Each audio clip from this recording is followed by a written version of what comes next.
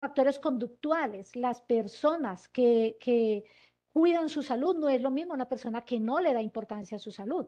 Y evidentemente los factores biológicos. Nosotros cuando nacemos traemos una carga genética, somos unos seres que traemos aquí unos factores biológicos que pueden incidir en que más adelante el desarrollo de la salud juegue a favor o en contra en nuestra vida. Y obviamente tiene mucho que ver en un sistema de salud adecuado, un sistema de salud que nos brinde las oportunidades oportunamente, y perdón la redundancia, y vamos a hablar de eso más adelantico, y esa distribución que se hace de recursos en la sociedad y en la salud. Esas determinantes sociales entonces tienen que ver con todo. ¿El clima tendrá que ver con como una determinante social importante? Sí, lo estamos viendo ahora, el calentamiento global, cuando el fenómeno de pronto de lluvias tiene todo que ver con la salud de nosotros, la diversidad cultural, los derechos humanos en salud, cuando los conocemos, cuando los ejercemos, cuando sabemos cómo acceder a un derecho, eso tiene que ver con que mi salud esté a favor. También tiene que ver todo lo que sea equidad en salud, que es lo que vamos a mirar en nuestro país, y la promoción de la salud. Esto es lo que vemos de pronto en nuestro país. Hay una inequidad importante que todos vemos. Hay hospitales muy bien dotados, principalmente en, digamos, en las ciudades grandes, metrópolis, en las ciudades capital, pero vemos hospitales como el de la derecha que ustedes ven allí, donde tiene pocos recursos, los trabajos de la salud están sin salario hace meses, las personas van y van y se acumulan, entonces no hay dónde ponerlos, entonces en las sillas, en el piso, en una colchoneta varios. Eso nos ha pasado a los que hemos trabajado en salud, hemos visto este escenario, hemos visto ambos escenarios, ¿sí? Entonces hay inequidad desafortunadamente en nuestro país.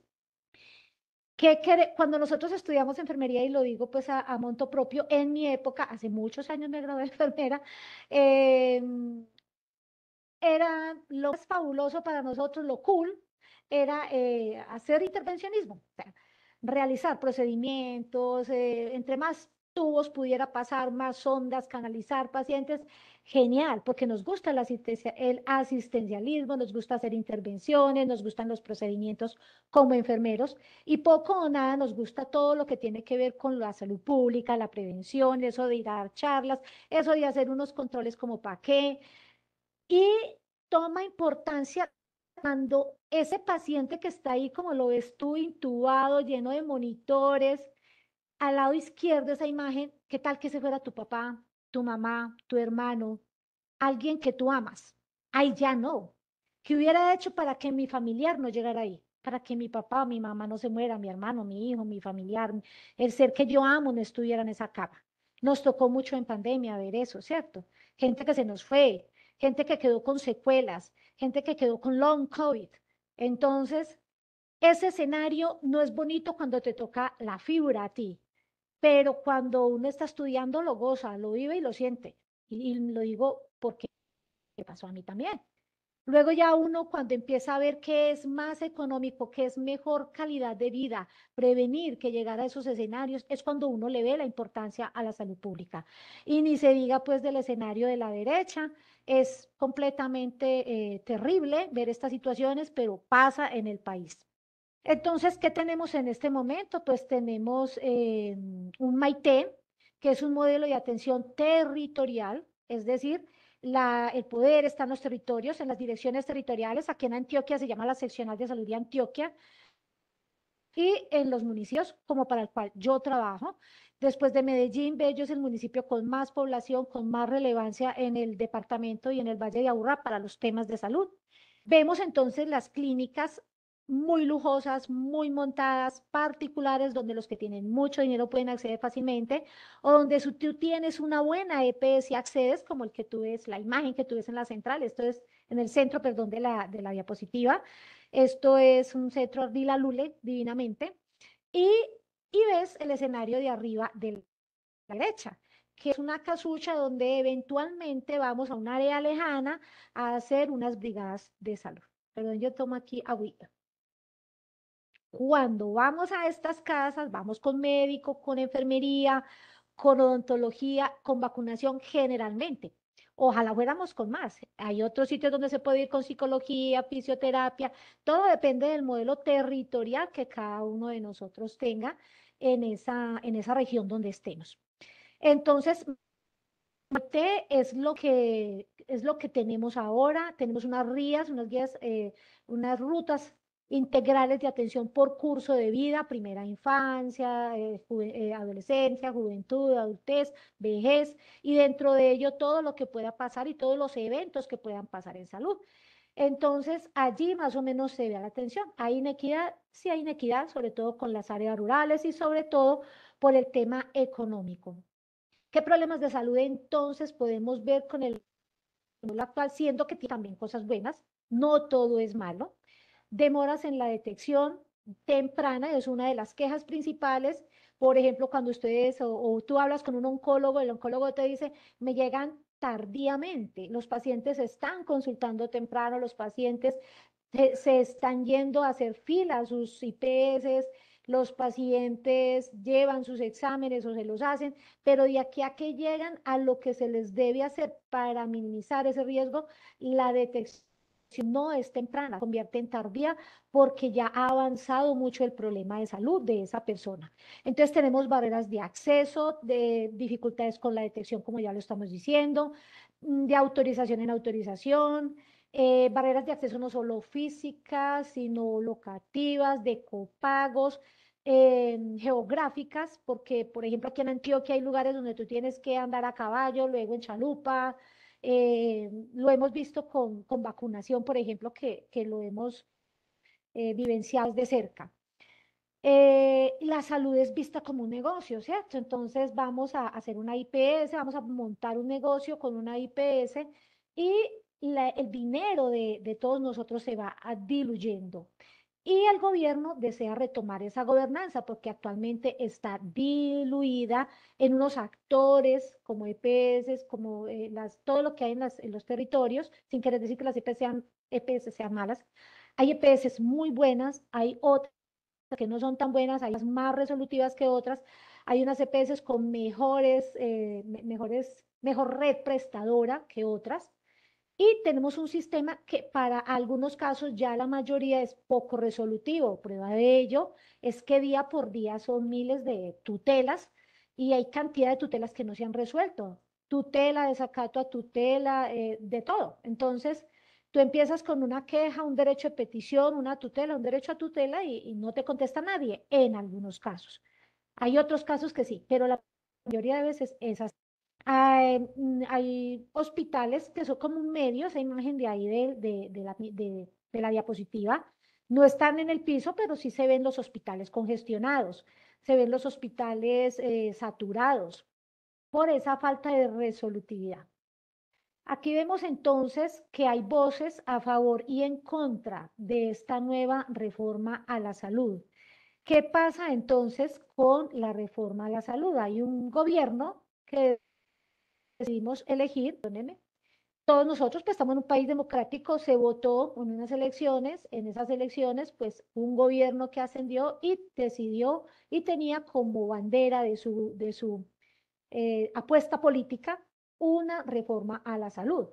Eh, Hay varias voces a favor y en contra que dicen lo siguiente, que esto es una posición ideológica, que vamos a volver como al régimen del magisterio o al anterior seguro social, que hay cuestionamientos de parte y parte, tanto de las sociedades médicas como de usuarios y también de partidos políticos, y que hay actitud política de este gobierno que no escucha los comentarios, las sugerencias, las opiniones acerca del sistema de salud. No hay claridad de quién va a quedar a cargo de los pacientes, dicen los de la oposición, que van a llamarse ahora gestoras de salud y vida. No es que vayan a desaparecer las EPS o las EAPB, sino que van a pasar a tener un papel menos protagónico. No van a manejar los que manejan ahora, según esta nueva reforma que aún no se ha aprobado totalmente, está en curso en Cámara y va para el Senado, pero en este momento no se ha aprobado totalmente. Se han aprobado muchos artículos, faltan solo 5 para que ya termine su gestión en la Cámara y pase al Senado. Entonces, en este nuevo proyecto de ley se pretende que las gestoras sean eso, gestoras, que sean las que de alguna manera gestionen todo lo que necesite el paciente o los pacientes, pero que se les dé un 8% de esos recursos para que realicen esa gestión.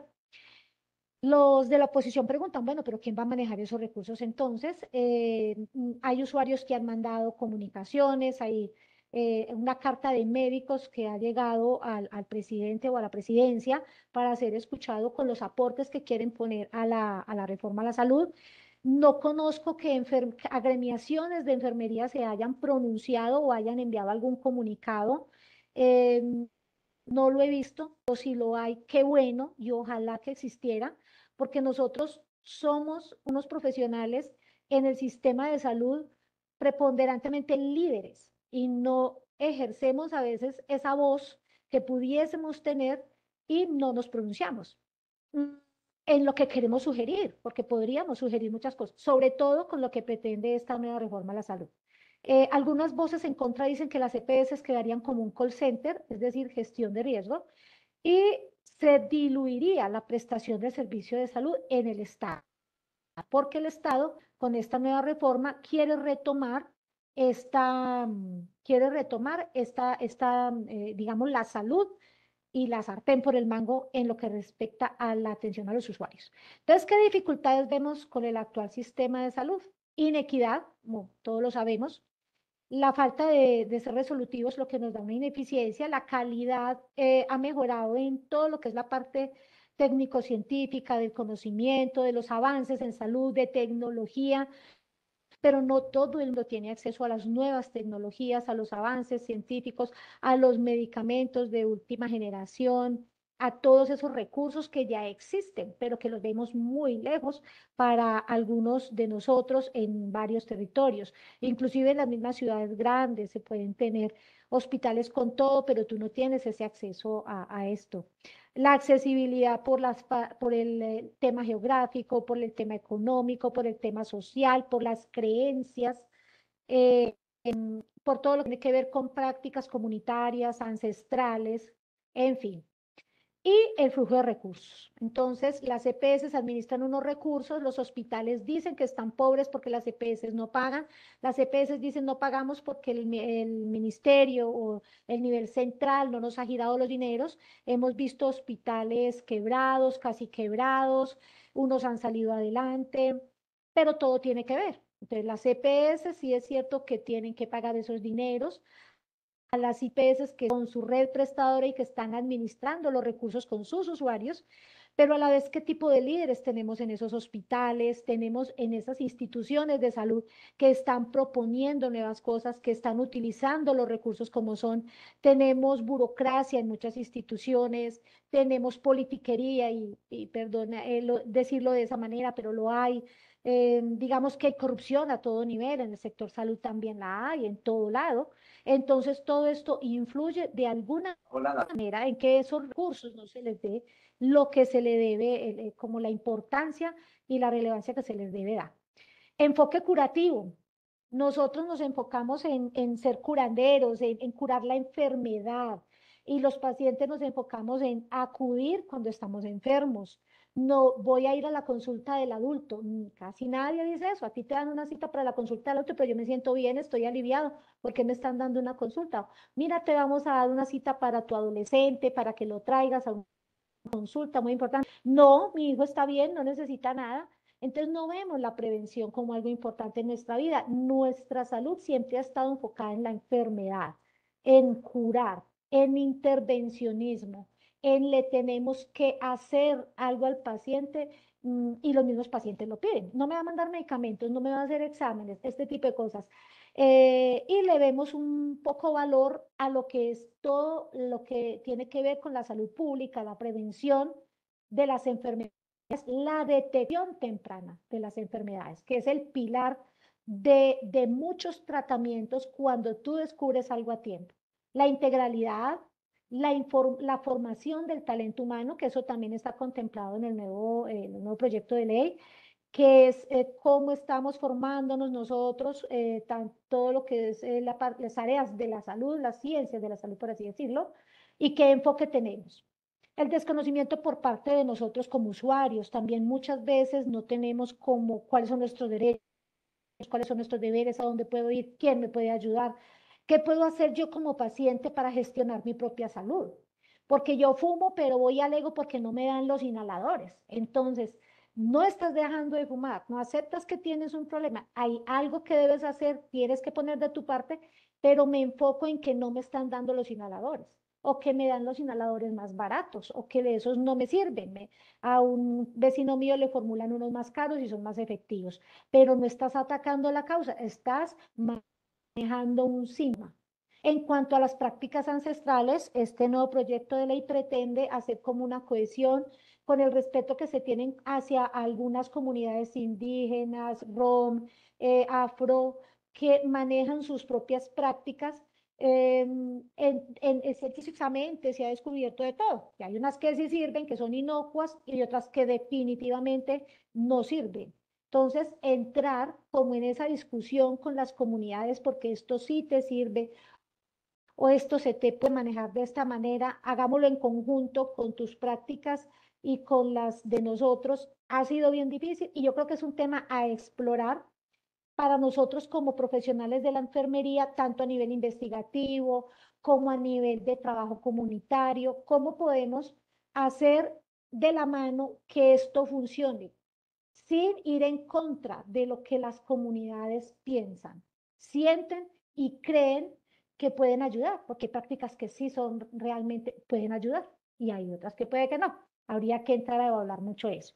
Dentro de este contexto, entonces, es importante que nosotros como profesionales de la salud tengamos en cuenta en dónde estamos parados, qué hay en nuestro territorio, qué pasa con las enfermedades, cuál es el perfil epidemiológico de cada uno de nuestros territorios, porque todos somos diferentes. Podemos estar en la misma región, aquí en el Valle de Aburrá pasa de todo, en Medellín pasa de Tombello, de allí a allá, y somos cerquita, estamos todos en una misma área y somos diferentes. Y ni se diga del Chocó, del Caquetá, de la Guajira y del área andina. Bueno, entonces allí hay que centrarnos. Por ejemplo, esto es Colombia, según el DANE, año 2023, la principal causa de muerte y enfermedad son las enfermedades cardiovasculares. No es muy diferente de lo que la OMS nos menciona a nivel de Latinoamérica y del mundo, principalmente Estados Unidos y México, una carga de enfermedad a raíz de todas estas enfermedades cardiovasculares, las muertes por infarto agudo del miocardio, como decía la conferencista en la sesión anterior, pero pues que la persona se muriera de un infarto, bueno, se fue y todo, ya, pero la carga de la enfermedad cuando una persona sufre de diabetes, hipertensión y EPOC y todas estas que son crónicas, enfermedades crónicas no transmisibles, que la llamamos ahora, todas estas enfermedades tú puedes estar 20 años con ellas y es una carga muy alta para ti en tu calidad de vida, pero además para el sistema de salud. Es muy costoso. Le siguen los eventos cerebrovasculares, las enfermedades respiratorias, generalmente es EPOC, asma, en fin, todo lo asociado a la hipertensión, porque la hipertensión es la causa de muchas otras enfermedades e increíblemente los accidentes de tránsito. De bajito viene, hay otras que no puse, como el cáncer, por ejemplo, pero es increíble cómo los accidentes de tránsito en este momento vienen en este lugar, principalmente de motos. Eso pasa a nivel país, pero aquí es impresionante todos los días la accidentalidad en moto, porque esto pues, es una región de tierrita cálida, de clima cálido, caliente, entonces la gente anda mucho en moto. La cantidad de accidentes son impresionantes, la mortalidad, las secuelas, la invalidez que puede dejar esto, la discapacidad que pueden dejar estos accidentes. Entonces, aquí tenemos, mire esa bandeja paisa tan deliciosa. Este es nuestro estilo de vida colombiano. Tenemos una cultura a base del maíz, nos gusta la carne, los fritos. Aparte de eso, tenemos poca actividad física y no coloqué ahí, no me alcanzó en la diapositiva, para meterle el cigarrillo, el licor, el abuso del licor. Entonces, la mayoría de documentos científicos hoy día te dicen lo que nos está produciendo estas enfermedades cardiovasculares es los hábitos poco saludables que tenemos. Y no estamos satanizando la bandeja paisa. La bandeja paisa es muy rica. De hecho, en ese plato hay cosas saludables. Los frijoles son saludables, el huevo es saludable, el aguacate es saludable, el plátano es saludable, el chicharrón no mucho, el chorizo tampoco. Las carnes procesadas como tal no son tan saludables, pero es cómo lo preparas, cómo lo estás comiendo, qué cantidades estás comiendo. Entonces, la bandeja paisa es un plato rico, hace parte de nuestra cultura. ¿Cómo lo vamos a comer para poder mejorar ese hábito de vida? ¿Cómo voy a hacer actividad física? Yo no tengo plata para ir a un gimnasio, me gusta el SmartFit, pero eso es muy caro, además no tengo tiempo, entonces, ¿qué voy a hacer? Voy a caminar hasta mi casa, voy a dar vueltas por la manzana, voy a saltar lazo en mi patio. Hay que buscar dentro de los recursos que yo tengo en mi comunidad y para enseñar esto también a los usuarios, ¿qué tienes tú que puedas hacer? Una cancha cerquita, un balón, un lazo, no necesitas mucho. ¿Y qué necesitas tú hacer? Esto es parte de lo que nosotros como profesionales de enfermería podríamos hacer. Mire, y no estoy en una UCI, pero le puedo estar salvando la vida a esa persona si entro a mirar qué recursos tiene para poder evitar que llegue a esa UCI que vimos ahora, intubado, que no sabemos cómo va a salir de allí, si va a salir, y en qué condiciones puede uno morir también, porque es que todos nos vamos a morir, pero en qué condiciones me voy a morir. Aparte de eso, hay un tema de cuidador que es muy importante que tengamos en cuenta, y es que tú dices, bueno, yo voy a fumar, o le dicen a uno de los pacientes, voy a fumar porque es que hay algo me debe morir, pero listo, no te mueres, te enfermas mucho y quienes te cuidan son tus familiares y esa carga para ese familiar de estarte cuidando a ti porque tú no quisiste cuidarte, por ejemplo. Eso es importante también tenerlo en cuenta. Mm, Vemos abajo un plato de pronto menos sabroso a la vista, pero que tiene mucha fruta, mucha verdura. Hoy por hoy se dice, entre más colores tenga el plato mejor, asadito todo, cocinadito. Entonces, es un poquitico, mira cómo en nuestra cultura, en nuestra región podemos voltear, modificar, voltear la tortilla, como dicen los españoles, para tener unos hábitos más saludables con lo que yo tengo. Porque también es cierto que yo no le puedo decir a una persona que no tiene recursos económicos, vaya y cómprese unos arándanos, que son los más caros, en Carulla, en Pomona. ¿Usted qué tiene en la esquina de su casa? Un fruver, ¿qué hay? Banano, mango, mandarina. Entonces, no necesitamos, todos creemos que comer saludable es costoso, no lo es. Tampoco le voy a decir a esa persona, vamos a comer frutos secos, que son costosísimos, duran poco además, porque son enviciadores, tú empiezas a comer y no paras de comer eso y así sucesivamente. Entonces son tipsitos que estoy dando aquí por poner ejemplos.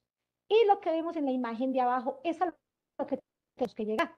Lo que pasa es que usted aquí esté sentado en un consultorio dando una información, dando una educación, imaginándose cómo es la casa de ese usuario, porque usualmente como profesional de la salud creemos que lo que tenemos en nuestra casa lo tiene el usuario allá, no es así.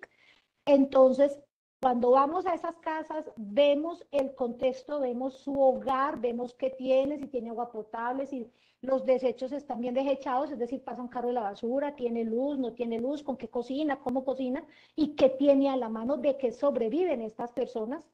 Entonces, eso nos da una forma diferente de educar o de ayudar a esas personas mediante la prevención. A eso es posiblemente a lo que tengamos que llegar, ese es el futuro además de la salud. Estos son los señores que han gobernado nuestro país. Ahora tenemos el actual presidente, quien es el que está cursando, ha propuesto esta ley C-339 en el 2023, arrancó en el 2023 en la Cámara. Lo que propone básicamente, en resumen, esas tres cositas grandes, redes integrales e integradas, CAP, que serían los centros de atención primaria en salud, y el ADRES, que ya les voy a decir qué es el ADRES. Entonces, ¿qué contiene así como a grosso modo la reforma a la salud que plantea el actual gobierno? Dice que hay una unificación del sistema de salud, es decir, que vuelva otra vez como ese papel dominante o ese papel de liderazgo del Estado en cabeza, digámoslo, de un nivel central. Una ampliación de la cobertura en salud, sobre todo para la población menos favorecida, unas fuentes de financiación que todavía no están muy claras. Los opositores a esta ley dicen cuáles van a ser las fuentes de financiación, porque si vamos a trabajarle fuertemente a la atención primaria en salud, ¿de dónde va a salir este dinero? Y eso es parte de lo que le han dado duro a esta reforma. Porque los opositores dicen, bueno, mientras se da que trabajemos en prevención, hay que tener plata para sostener la infraestructura hospitalaria. Fortalecimiento de la atención primaria en salud, como lo venimos diciendo, apostarle a la prevención, porque si no le apostamos a la prevención, no vamos a tener suficientes unidades de cuidado intensivo, hospitales, medicamentos, de todo, para sacar esa grasa que se vuelve ateroma en nuestras arterias por hábitos poco saludables, como lo vimos. Entonces, ¿qué hacemos? Tenemos unas personas enfermas, muy enfermas. Ustedes saben que la pirámide poblacional ya no es pirámide, porque nosotros, los viejitos, nos estamos aquí engrosando en la punta, o sea que vamos a ser muchos adultos, pocos jóvenes, menos jóvenes, perdón, menos niños. Entonces, ¿a qué le apunta el sistema de salud? A que cuando lleguemos a esa adultez, tengamos una salud óptima, lo mejor posible para evitar toda esa carga. ¿Cómo lo hacemos? Con prevención. Eso es lo que realmente pasa. Inclusión de nuevos servicios. Entonces, la inclusión de los nuevos servicios es esto que él dice, CAPS, y que hayan unos centros, pues, en todo lado, que sean asequibles, que estén fáciles para todos, que haya en todas partes. Inclusive hace poco salió un meme por ahí que decía que el presidente había dicho que drogas la rebaja se podría convertir en un CAP, que va a ser mixto, que puede ser estatal, que puede ser privado, pero que a la vez también puede ser mixto. Esos serían los centros de atención primaria en salud.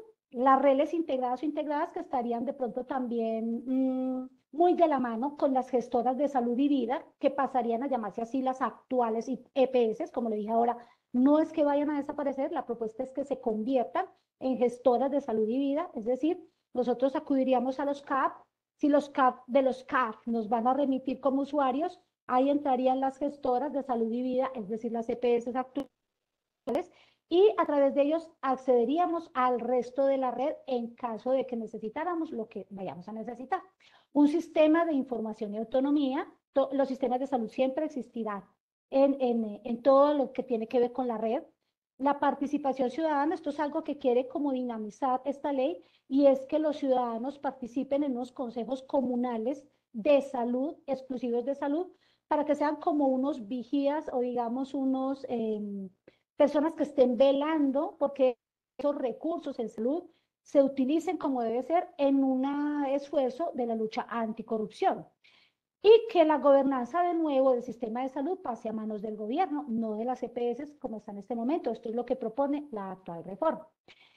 Se construiría un Consejo Nacional de Salud que va a estar pues, conformado por personas y usuarios también de salud allá a nivel nacional, pero además existirían estos mismos consejos regionales, tanto territoriales como municipales. Y una cosa importante es que se desea mejorar el tema laboral de nosotros los trabajadores de la salud, porque sabemos pues que hoy en día hay una contratación que no, digamos, no es muy favorable para las personas que estamos en salud. En realidad yo aquí concursé y soy de planta, pero nosotros vemos que las personas de contrato no están bien pagas, los contratos no son ideales, no son los mejores. Entonces esta reforma propone que esto se mejore para los trabajadores de la salud.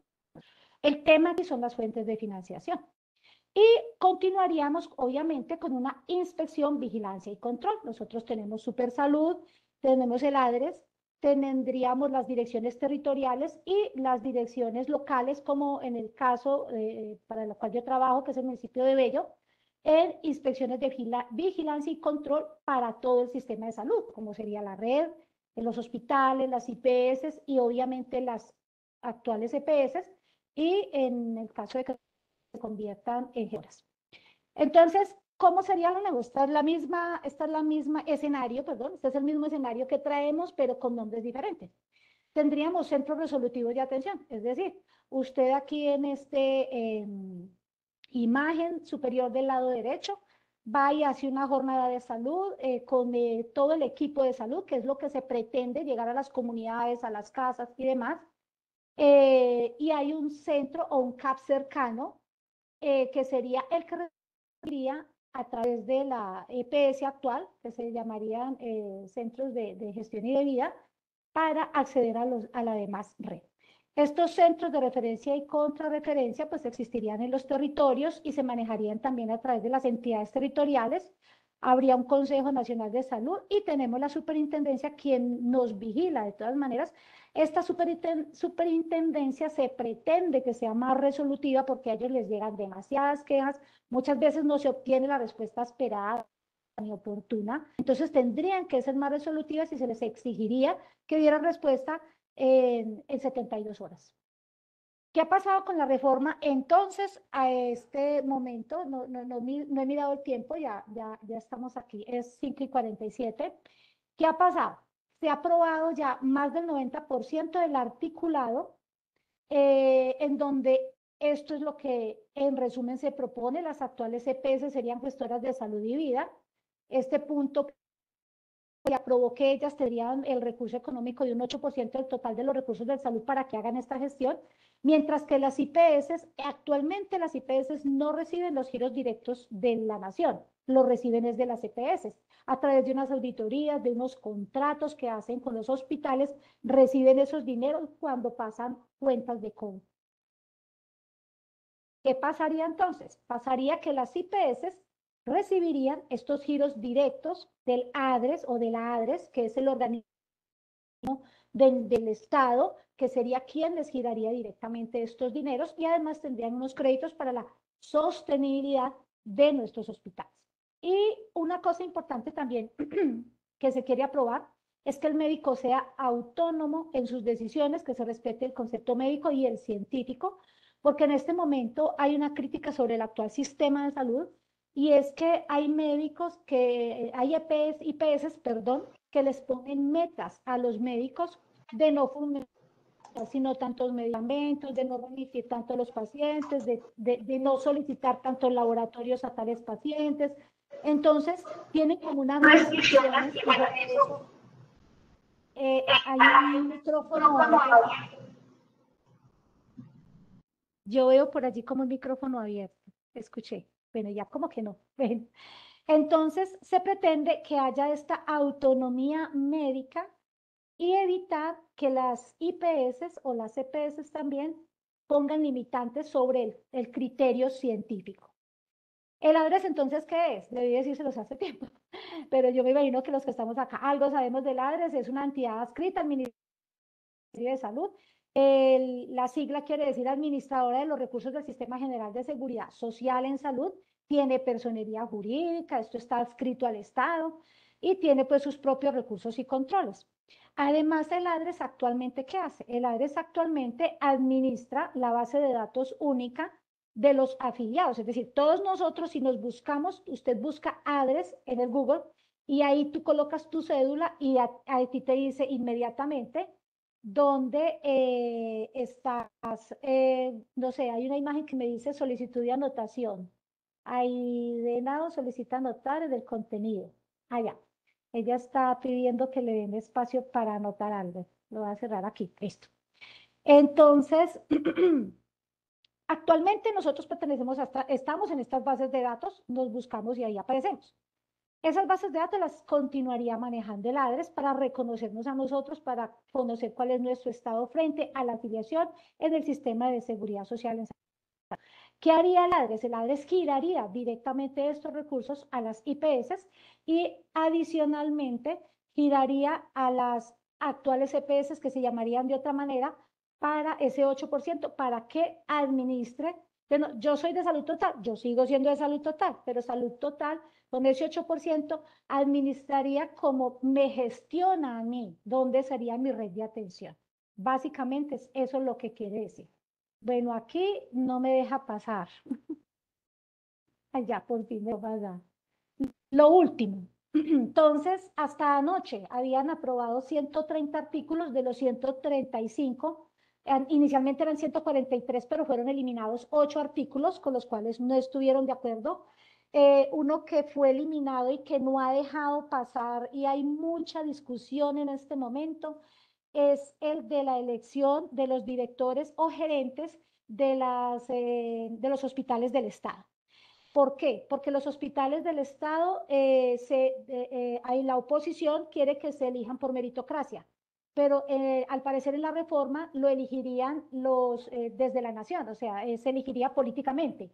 Se elegiría políticamente hablando los gerentes de los hospitales.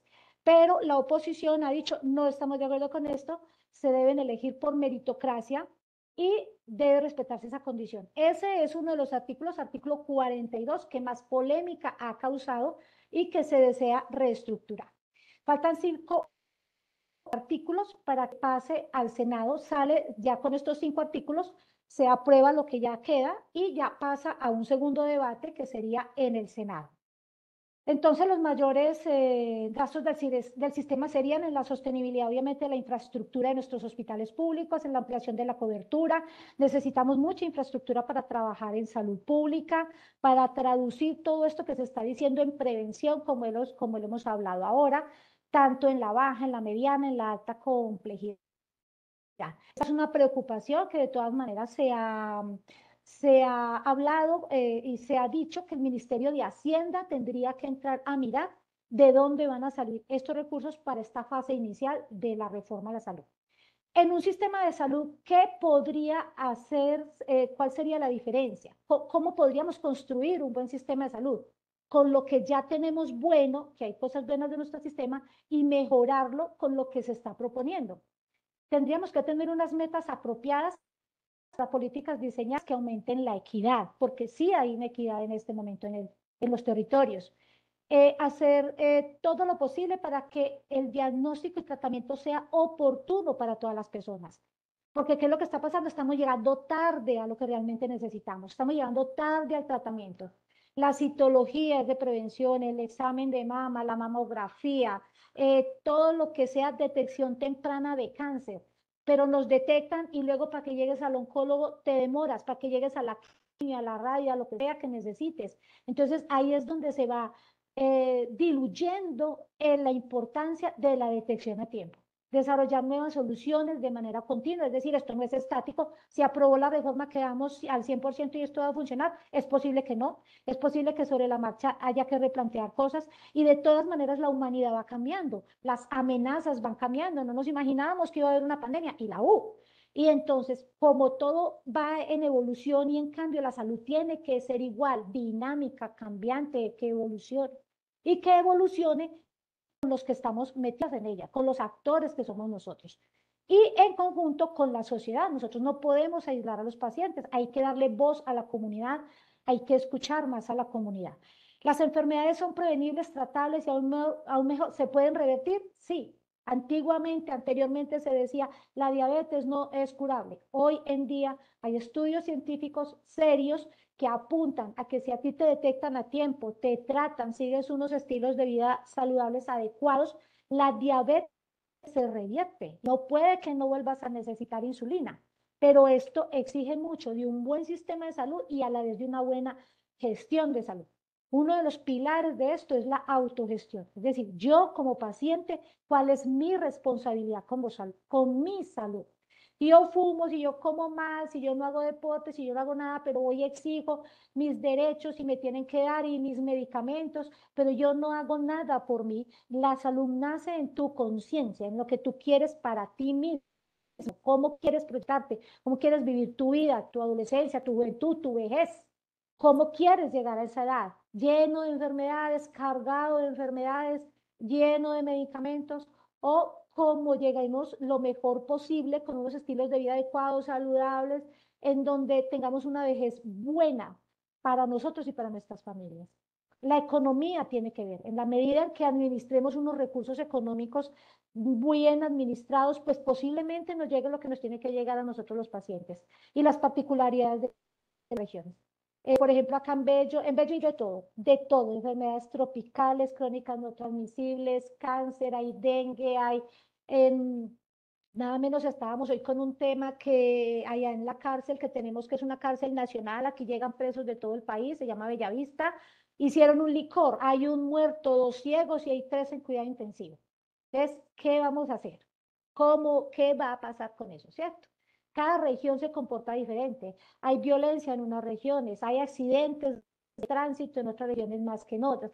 Entonces, cada uno de nosotros tendríamos que mirar cuál es el perfil epidemiológico de donde estoy en este momento y desde mi punto, desde mi labor, qué es lo que voy a hacer. Llegar hasta las casas es una necesidad. La gente no nos va a ir a buscar mucho, la gente busca cuando ya está enferma, cuando ya tiene una masa gigante, cuando ya se ha desangrado con un sangrado digestivo, cuando ya me siento como débil, es decir, cuando nos enfermamos. La cultura de la enfermedad hay que cambiarla por la cultura de la prevención. Y la detección oportuna vuelve y juega, detección oportuna, pero que yo acceda a lo que necesito de una manera también eficaz. Este es el último bloque. Yo no me voy a demorar ya mucho acá porque ya además me está acabando el tiempo. Les quería contar que actualmente estoy en inmunoprevenibles, es decir, coordinando el programa de vacunación. Este es un ejemplo que traigo de lo que venimos hablando. Lo traje porque es lo que más conozco en este momento y es en lo que hemos hecho algo parecido a lo que se necesita en el sistema de salud actual y entonces por eso lo traje como ejemplo. Las inmunoprevenibles no son sino unas enfermedades que son prevenibles por vacunas. Las vacunas existen hace cientos de años. Quería contarles esta historia brevemente. Esta es una enfermera que se llama Isabel Sendal Gómez, española ella, que allá en la época en el año de 1800 esta mujer fue catalogada como la primera enfermera que participó en una expedición internacional eh, de salud. Esta enfermera salió de un puerto de España hacia Latinoamérica, las Nuevas Américas que llamaban en esa época, cuando estábamos colonizados por España, para traer la vacuna contra la viruela. La viruela fue una enfermedad que azotó a la humanidad y cantidad de muertos, el 60% de la población infectada, el 30% de la población muerta por viruela, los demás quedaban con secuelas de cicatrices o ceguera. De hecho, esta enfermera perdió sus padres por viruela, le tocó cuidar a sus hermanos, ella fue directora de un orfanato, aprendió del cuidado de enfermería porque le tocó cuidar a sus padres enfermos, a sus hermanitos, y luego terminó como directora, entre otras, de un orfanato. Cuando quieras se leen la biografía, es muy interesante. Esta mujer le tocó sola y es considerada hoy por hoy una de las enfermeras más importantes, que más aportó a la humanidad. Esta es una película, esta no es la verdadera Isabela, pero ella viajó con 22 niños desde España a Latinoamérica porque esos niños traían inoculados el suero de la viruela para salvar las personas que estaban muriendo por viruela y para inmunizar las personas que se estaban muriendo por viruela en este territorio. Esta es una película interesante, hay un libro que se llama El Nuevo Mundo, hay una película que también que se llama Los Ángeles, bueno, esto sería otro tema, sino que la traje a colación porque miren el liderazgo de enfermería donde viene. Viene desde hace muchísimos años y yo ahora que estoy con el tema de vacunación, pues lo traigo a colación porque me interesó conocer esta historia. Ya hay calles en España que se llaman como ella, hay un hospital que se abrió en pandemia y se llama como ella, hay hay un premio que se da que se llama como ella porque fue considerada, ella cuidó como enfermera esos 22 niños durante todos los años de la expedición. Ella se quedó en México y en México también le hicieron, eh, creo que tiene hasta una estatua allá, hay algo que tiene el nombre de ella en México y fue una persona muy importante en esa expedición, fue la persona más importante de la expedición y una enfermera. En Antioquia, este es el departamento de Antioquia, solo por ponerles un ejemplo. Estos son las enfermedades infectocontagiosas que nosotros velamos, verificamos y vigilamos. Y lo que está pintado en azul es lo que notificamos. ¿No? Ven ustedes que varicela, que parotiditis, que meningitis, que sarampión, que rubeola, porque aquí en este territorio, 125 municipios, pasa de todo. Estas son las coberturas de vacunación, entonces este es el problema. El problema que es que no alcanzamos coberturas de vacunación para esas enfermedades que acabamos de ver, infectocontagiosas. Entonces, ¿qué hacemos nosotros para mejorar esa oportunidad de vacunación en el territorio, para que no nos dé un sarampión? Porque aquí tenemos, no les traje esa foto, se me quedó en el tintero, tuve ganas de subirla, pero les quería mostrar, Antioquia es un corredor hasta el tapón del Darién de todos los migrantes, no solamente de Venezuela, sino también de Europa, que quieren migrar hacia Estados Unidos. Es cantidad de población todos los días migrando. Entonces nosotros somos un territorio que constantemente tenemos migrantes y todas las personas migrantes que encontremos las tenemos que vacunar, todas, independientemente si se quedó, si no quedó, está ahí, vacúnelo, ¿sí? Esa es la consigna que tenemos acá. Entonces, ¿qué hacemos nosotros? Como enfermeros pertenecientes a una entidad de salud territorial, verificamos el cumplimiento de que las IPS se estén cumpliendo con lineamientos, por ejemplo, de vacunación, velamos por el uso adecuado de los recursos, verificamos los estándares de calidad, verificamos las coberturas de vacunación, la gestión para los usuarios, hacemos visitas permanentemente tanto a las EPS como a las IPS y se nos ocurrió hacer en conjunto con las IPS y las EPS unas jornadas extramurales de vacunación que hemos hecho desde el año 2022. Vamos a todos los hogares, las comunas, las visitas a los ancianos, donde nos abran las puertas, vamos con las vacunas y vacunamos a todas las personas que encontremos. Por fortuna en este municipio no hay antivacunas, en Medellín sí, aquí no, entonces tenemos muy buena receptividad por parte de la comunidad. Ha gustado mucho esta estrategia. Nos vamos casa a casa verificando carnet de vacunación, montamos el punto de vacunación donde nos dejen, perdón. A veces encontramos una casa, una cancha, el atrio de la iglesia, el atrio de la iglesia, sí, nos ha prestado la casa comunal, cualquier sitio donde nos dejen hacer, allí nos hacemos y congregamos cantidad de gente. Estos son nuestros territorios. Calles sin pavimentar, casas bien hechecitas porque yo no las veo feas, ranchitos al otro lado, vemos de todo un poquito, nos caminamos, el equipo extramural se camina todas estas veredas, todos estos lugares apartados, aquí hay mucha loma, entonces es gente que tiene ese perfil comunitario, tenemos que lidiar con las fronteras invisibles. Aquí se llaman combos, que son unos chicos que lideran en sus zonas. Nosotros tenemos que pedir permiso para ir allá. Si no nos dan permiso, no podemos ir. Si nos dicen váyanse, nos tenemos que ir calladitos, cogemos y nos vamos. Veamos lo que veamos, nosotros simplemente vamos es a vacunar. No podemos involucrar. Hay sitios donde no podemos involucrarnos con algunas personas. Recientemente una compañera que trabaja en Medellín me contaba que llegó hasta un punto en una de las comunas de Medellín y que de ahí el líder de esa comuna no la dejó avanzar, pero permitió que los niños de más arriba bajaran para que los pudieran vacunar. Ese tipo de negociación hay que hacerla. Nosotros no tenemos el ojo juzgador, nosotros aquí no somos quien para venir a juzgar lo que pasa en estas zonas, en estas regiones. Antioquia tiene una historia bastante larga de conflictos y y me ha parecido muy interesante porque han ido superando muchas cosas y han ido haciendo de su territorio algo muy diferente, inclusive a raíz de tanta violencia se han generado cosas buenas, son territorios que ahora funcionan bien, pero a donde vayamos y encontremos una situación X, tenemos que respetarla, tenemos que saber cuáles son nuestros límites y podemos hacer negociaciones. Listo, yo no subo hasta más arribita, pero entonces tú me puedes hacer el favor de llamar a los niños que lo estamos vacunando acá. Ah, sí, claro, les voy a decir que baje. Eso lo podemos hacer. Ese es el trabajo de enfermería en las calles. Liderazgo profesional, entonces pasemos a este punto, que fue uno de los que prometí en el título rimbombante que dije al principio. Es que nosotros como profesionales de enfermería coordinamos, dinamizamos, asesoramos todo, todo lo que esté en salud. Tenemos una formación muy integral, muy amplia. Podemos coordinar servicios. Si aparecen los CAPS, podríamos coordinar CAPS, podríamos trabajar en las gestoras de salud y vida, hacer un trabajo interesante por las comunidades. Podríamos y podemos, y lo hacemos. De hecho, en todo esto trabajamos referencia y contrarreferencia. Podremos liderar programas, procesos, proyectos. Podemos hacer gestión del riesgo en individuos, familias, comunidades.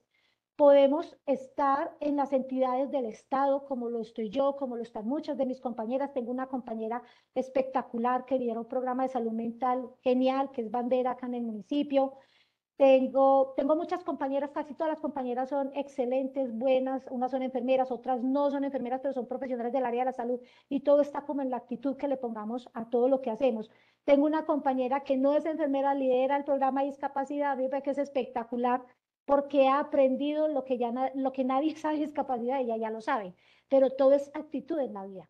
Entonces, allí está. ¿Qué tenemos que tener? Formar nuestro perfil. Si a mí me gusta el trabajo comunitario, me formo en el trabajo comunitario, aprendo de ello, me actualizo. Una de las cosas que nos está pasando como trabajadores de la salud es que no nos actualizamos, es que nos quedamos con una información que no es, nos quedamos con comentarios, con informaciones falsas, no corroboramos, no miramos el tema científico, hay que corroborar toda la información. Además, para trabajar nosotros con nuestros usuarios, por ejemplo, los usuarios acá en Bello son de mucha red de WhatsApp y por ahí resulta mucha falsa noticia o fake news, como decimos.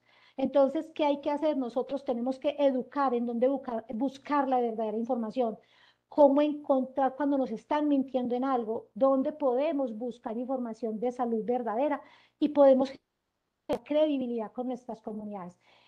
Hacer de nuestras competencias, no quedarnos con el pregrado o con los posgrados, sino que cada día irnos involucrando más en perfeccionar esas competencias, cursos, seminarios, diplomados. El conocimiento nos da a nosotros el poder de decisión, ese liderazgo en nuestros equipos de trabajo y la actitud es sumamente importante. Puede que yo tenga poquito más o menos, nadie tiene todo el conocimiento, todos necesitamos aprender y todos aprendemos de todo toda la vida, pero la actitud tuya de querer aprender, de querer ser líder, de querer estar en lo que estás, de amar lo que haces, de tener pasión por lo que haces, hace la diferencia. Ese compromiso que generalmente los profesionales de enfermería tenemos hace que nuestro papel sea preponderante en las actividades que puedan venir en este nuevo sistema de salud. Faltan dos debates, es necesario escuchar todas las voces y avanzar por el bien común, por el bien de todos nosotros, porque sí es verdad que traemos cosas buenas, se requieren otras cosas. Nosotros cuando vamos y votamos allá, estamos votando además por este tipo de cosas. Es importante que sepamos también tener en consideración y hacer valer nuestro derecho porque nosotros votamos por algo y entonces coger a estas personas por las quienes votamos y bueno, ustedes nos están representando. Y nosotros como profesionales de enfermería tenemos un deber con nuestras comunidades y es que nosotros tenemos que alzar nuestra voz a través de comunicados, así como lo hacen las sociedades científicas, médicas, los mismos usuarios han escrito cartas para este tema de la salud. Habría que buscar si alguna sociedad científica de enfermería lo ha hecho y si no, ¿por qué no? Hacerlo nosotros también, dar nuestro punto de vista, poner nuestro granito de arena desde la academia, desde las universidades, que son muy creíbles y que siempre el Estado se apoyará en las universidades, sobre todo si son públicas. En conclusión, ya para terminar, el actual sistema de salud requiere mejoras, sí. Necesitamos más equidad, necesitamos llegar a todo lado, necesitamos trabajar más en prevención, necesitamos en los hospitales, sí, necesitamos trabajar en la parte curativa, sí, pero ante todo necesitamos incluir toda esa parte de prevención como algo importante. Se requiere que todos los actores del sistema sean escuchados. Hay voces que dicen que este actual gobierno no escucha a nadie, es importante que él escuche a todos los que quieren hablarle, es necesario apostarle a la prevención, como ya lo dije, y nosotros tendremos ahí nuestra oportunidad. Hay que buscarlo como profesionales de enfermería, hay que ubicarnos en este sistema de salud y nuestro papel de liderazgo preponderantemente a favor de lo que hacemos, a favor de la sociedad, a favor de la causa social que es la enfermería, que es el cuidado en todos los ámbitos que ya vimos anteriormente. Y finalmente, desearles una feliz Navidad. Me tocó la última conferencia, la de diciembre, gracias Beatriz, para desearles una feliz Navidad, que pasen muy contentos, muy felices y en armonía con sus familias en estas fiestas que vienen. Muchas gracias por escucharme. Muchísimas gracias a nuestra conferencista María Eugenia Arias, que esta conferencia fue muy buena, de un tema muy polémico, muy actual. Todos me han explicado que muy bien explicado, que muy buena la conferencia y cómo les parece que empecé a grabar la tarde porque por mi mala conexión hasta se me olvidó, pero la tengo. Empecé, ya había de pasado como la presentación, pero también les tengo la conferencia, entonces también se las voy a subir al canal de YouTube. Muchísimas gracias, María Eugenia, excelente, queda invitadísima para el próximo año, tenemos que seguir charlando a ver qué otro temita así muy parecido podríamos hacerlo el próximo año y no, agradecerle. Vamos a mirar si alguien quiere prender el micrófono, si necesita pues alguna preguntita, lo puede hacer. Y estoy mirando a ver Adelante. qué dice acá. Excelente, muchas gracias, súper buena, excelente, bendiciones. Listo. Eh, Gracias. No veo Bueno, me gusta. entonces tampoco No, yo creo que manitos no hay hecho. levantadas. Ok, no, muchas gracias a ustedes por invitarme y por tenerme en cuenta. De pronto el año entrante ya tenemos reforma aprobada, entonces tendríamos que mirar y evaluar cómo nos está yendo. Eso está Bueno, muy bien. bueno, Y muchas feliz gracias año a todos para ustedes. todos. Gracias, lo mismo. Muchas gracias a todos por haberse conectado. Un abrazo. Hasta pronto. Un abrazo, feliz año, Gracias. feliz Navidad. Muchísimas Gracias. gracias. Nos Adiós. veremos el Gracias. próximo año. Hasta luego. Así será. Gracias. Chao. Gracias. Chao, Beatriz. Chao, chao. No sé si ya